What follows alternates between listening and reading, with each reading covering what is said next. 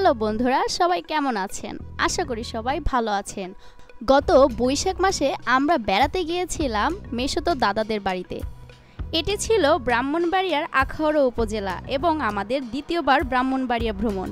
এবারের ব্রাহ্মণবাড়িয়া ভ্রমণটি কিন্তু আর একটু হলেই আমাদের মিস হয়ে যেত, কারণ আমাদের ট্রেনের সময় ছিল 9:20-এ, কিন্তু বিভিন্ন কারণে আমাদের যেতে যেতে 9:24 বেজে গিয়েছিল এবং গিয়ে সৌভাগ্যক্রমে আমরা ট্রেনটি ধরতে পারি এবং ট্রেনে ওঠার 1 মিনিটের মধ্যেই ট্রেনটি যাত্রা শুরু করে।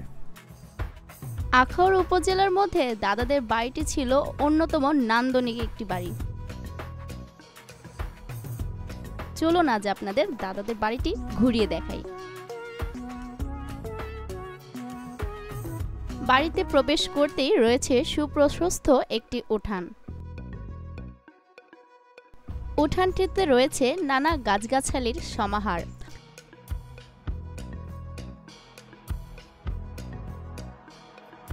দাদাদের বাড়িটি কিন্তু রয়েছে একটি দিঘির পাড়ে। এই দিঘিটি কিন্তু আখাউড়ার মধ্যে একটি ঐতিহ্যবাহী দিঘি।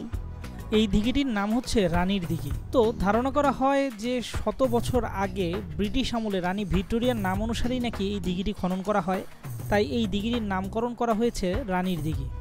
এই রানীর দিঘির পাড়েই কিন্তু দাদারা তাদের উঠানের এক কোণায় নির্মাণ করেছে একটি দৃষ্টিনন্দন ঘাট, যেই ঘাটে বসে একটি সুন্দর বিকেল কাটানো যেতে পারে।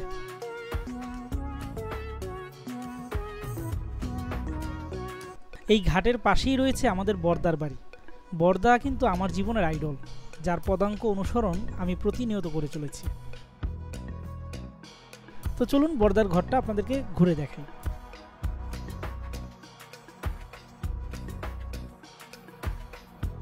দাদাদের বাসাটি ছিল সাধারণের মধ্যে নান্দনিক।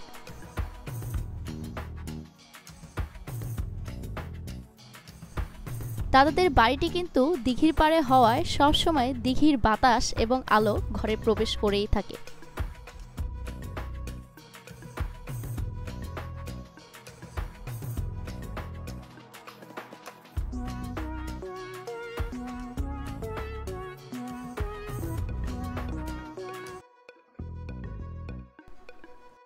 বর্দার বাসায় গিয়ে বর্দির সাথে খুব সুন্দর একটি সময় কাটালাম।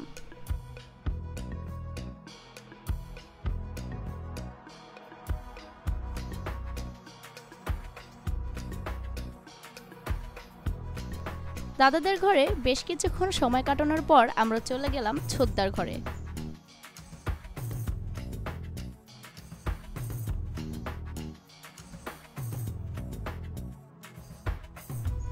ছোদ্দার ঘরগুলোও ছিল বেশ গোছালো।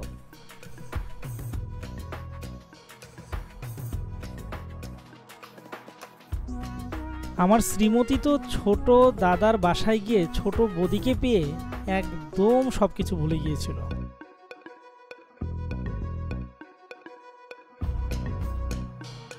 ছোটদার ঘরে খুব সুন্দর একটি মন্দির প্রতিষ্ঠা করা আছে।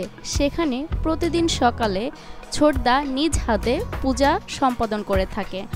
দাদা এতটাই ধর্মপ্রাণ মানুষ যে পূজা না করে তিনি কোনো কাজ শুরু করেন না।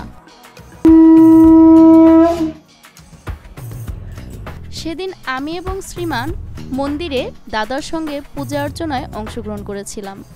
সত্যি কথা বলতে সকাল সকাল রাধা মাধবের বিগ্রহ দর্শন করে এবং পূজায় অংশগ্রহণ করতে পেরে আমাদের সারাটা দিনই খুব সুন্দর কেটেছিল। আমাদের দিনগুলো সবসময় সুন্দর কাটাতে আপনাদের সহযোগিতা কিন্তু একান্ত প্রয়োজন। তাই যারা আমাদের ফেসবুক থেকে দেখছেন অবশ্যই লাইক এবং ফলো করবেন এবং যারা ইউটিউব থেকে দেখছেন আমাদের চ্যানেলটি সাবস্ক্রাইব করবেন। ধন্যবাদ।